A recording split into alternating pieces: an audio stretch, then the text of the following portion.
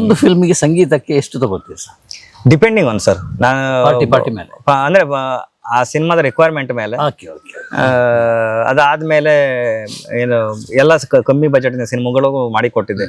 ಕಷ್ಟ ಅಂತ ಒಂದೇನೋ ಮಾಡ್ಬೇಕು, ಒಂದು ಒಳ್ಳೆ ಥಾಟ್ಗಳು ಬಂದವಾಗ ಅಂತ KGF ನಲ್ಲಿ ಮ್ಯೂಸಿಕ್ ಡೈರೆಕ್ಟರ್ನ ಕರೆದ್ರೆ ನಮ್ಗೆ ಕಷ್ಟ ಆಗ್ತದೆ ಅಂತ ತುಂಬಾ ಅವಕಾಶಗಳು ಹೋಗಿದ್ದಿದ್ಯಾ? ಇಲ್ಲ, ಅಂದ್ರೆ ನಾನು ಅವ್ನ ಬಂದವಾಗ ಯಾರನ್ನೆಲ್ಲ ಅಪ್ರೋಚ್ ಮಾಡಿದೆ, ನನ್ನ ಅಪ್ರೋಚ್ ಆಗಿದ್ರು, ಅವ್ರು ಯಾರಿಗೂ ನಾನು ಇಲ್ಲ ಅಂತ ಹೇಳಿದ್ದೆ ಅಂತ ಸನ್ನಿವೇಶ ಇಲ್ಲ.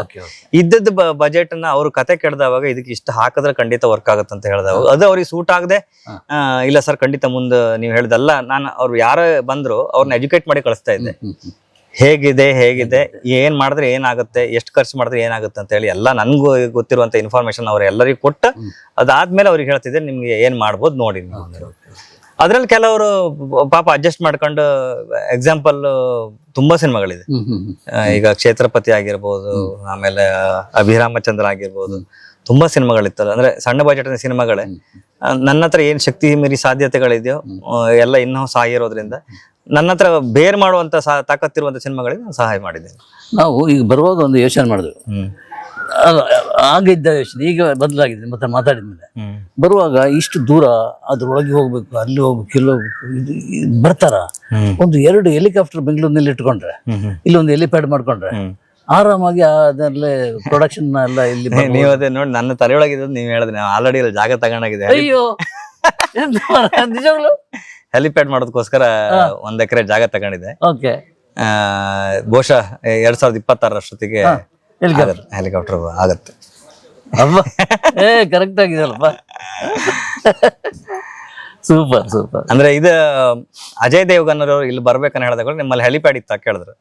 ಅದಾದ್ಮೇಲೆ ಸಲ್ಮಾನ್ ಸರ್ ಬರ್ಬೇಕಂತ ಪ್ಲಾನ್ ಆಗಿದವ ನಿಮ್ಮಲ್ಲಿ ಹೆಲಿಪ್ಯಾಡ್ ಇತ್ತ ಕೇಳಿದ್ರು.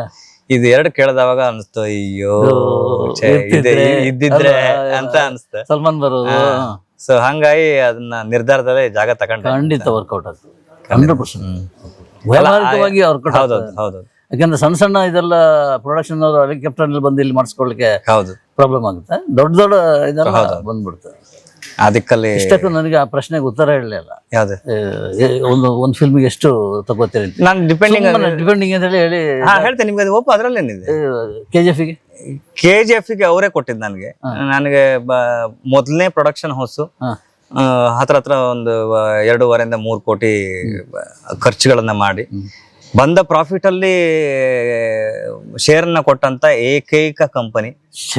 ಬಂದ ಪ್ರಾಫಿಟ್ ನಲ್ಲಿ ಪ್ರತಿಯೊಬ್ಬ ಟೆಕ್ನಿಷಿಯನ್ ಕರೆದು ನಮ್ಗೆ ಇಷ್ಟು ಪ್ರಾಫಿಟ್ ಬಂದಿದೆ, ಅದ್ರಲ್ಲಿ ಇಷ್ಟು ಪರ್ಸೆಂಟೇಜ್ ಇದೆ, ನೀವು ತಗೊಳ್ಳಿ ಅಂತ ಹೇಳಿ ಕೈ ಎತ್ತಿ ಕೊಟ್ಟಂತ ಒಂದು ಆ ತರದ ಕಂಪನಿ ನನ್ನ ಜೀವಮಾನದಲ್ಲಿ ನಾನು ನೋಡ್ಲಿಲ್ಲ, ಕೇಳಲಿಲ್ಲ, ಕೇಳೋದು ಇಲ್ಲ ಅಂತ ಅನ್ಕೊಂಡಿದ್ದೀನಿ. ಅದಕ್ಕೋಸ್ಕರ ಆ ಕಂಪನಿ ಅಂದ್ರೆ ನಮ್ಗೆ ಒಂಥರ ದೇವಸ್ಥಾನ ತರ. ಅಲ್ಲಿ ಕೆಲಸ ಮಾಡೋಕ್ ನಾವು ಹಿಂದೇಟ್ ಹಾಕೋದೇ ಇಲ್ಲ. ಸೊ ಹೀಗೆ ಡಿಪೆಂಡಿಂಗ್ ಆನ್, ಅಂದ್ರೆ ವ್ಯಾವಹಾರಿಕವಾಗಿ ಹೀಗೆ ಅಂತ ಇಲ್ಲಿ ಹೆಂಗ ಹೇಳ್ರೆ ನನ್ನ ಕೆಲ್ಸಗಳಲ್ಲಿ ನೀವು ಕಾಸಿಗ್ಲಕ್ತಾಯಿ ಕಜ್ಜಾಯ ಅಷ್ಟೇ.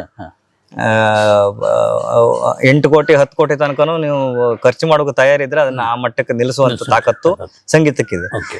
ಅಷ್ಟೇ ಅಂತ ಇಲ್ಲ, ಅದು 10 ಲಕ್ಷದಲ್ಲೇ ನೀವು ಮನ್ಸು ಮಾಡಿದ್ರೆ 10 ಲಕ್ಷದಲ್ಲೂ ಮಾಡ್ಬೋದು. ಅಂದ್ರೆ ಗುಣಮಟ್ಟ ಮಾತ್ರ ಅದ್ರಲ್ಲಿ ಮ್ಯಾಟರ್ ಇಲ್ಲ. ಗುಣಮಟ್ಟ ನಿಮ್ಗೆ ಹೆಂಗಂತ ಹೇಳಿದ್ರೆ ನೀವು ಅಪ್ರೋಚ್ ಆದ ಕಂಪ್ನಿಗಳು ಹೆಂಗಿದೆ, ಅವ್ರು ಹೆಂಗ್ ಪ್ರೊಡ್ಯೂಸ್ ಮಾಡ್ತಾರೆ ಅದ್ರ ಮೇಲೆ ಡಿಪೆಂಡ್ ಆಗುತ್ತೆ ಅಷ್ಟೇ. ಈಗ ಬಟ್ಟೆಗಳಿದ್ದಂಗೆ ನೀವು ಒಳ್ಳೆ ಬ್ರ್ಯಾಂಡ್ ಬೇಕಂತ ಹೇಳಿದ್ರೆ ಅವನು ಎಷ್ಟೋ ಕಂಪ್ನಿಗಳು ಮ್ಯಾನುವಲ್ ಸ್ಟಿಚಿಂಗ್ ಮಾಡ್ತಾರೆ, ಕೆಲವು ಕಂಪ್ನಿಗಳು ಇದು ಕಂಪ್ಯೂಟರ್ ಸ್ಟಿಚ್ ಆಗುತ್ತೆ. ಸೊ ಎರಡಕ್ಕೂ ಡಿಫ್ರೆನ್ಸ್ ಇದೆ. ಬಟ್ಟೆ ಗುಣಮಟ್ಟದಾಗಿ ಆಗಿರ್ಲಿ, ಬಟ್ಟೆನೇ ಅಂಗಿ ಅಂತ ಹೇಳ್ಬೋದು, ಒಂದೇ ಅಕ್ಷರ ಅಂದ್ರೆ ನಾವು ಹೇಳ್ತಾ ಒಂದು ಪದದಲ್ಲಿ ಹೇಳ್ಬೋದು. ಬಟ್ ಅದ್ರದ್ದು ವ್ಯಾಲ್ಯೂ ಹೆಂಗಿರುತ್ತೋ ಅದೇ ರೀತಿ ನಾವು ಮಾಡುವ ಕೆಲಸಗಳಲ್ಲೂ ಅಷ್ಟೇ. ನಾವು ಯಾವ ಕಂಪ್ನಿಗಳನ್ನ ಅಪ್ರೋಚ್ ಆಗ್ತೀವಿ, ರಿಸೋರ್ಸ್ಗಳಿಗೆ, ಸೌಂಡ್ಗಳಿಗೆ, ಆ ಕಂಪ್ನಿ ವ್ಯಾಲ್ಯೂ ಎಷ್ಟಿರುತ್ತೆ ಅದ್ರ ಮೇಲೆ ಡಿಪೆಂಡಿಂಗ್ ಆಗಿ ಉಳಿದೆಲ್ಲದು ನಡೆಯುತ್ತೆ.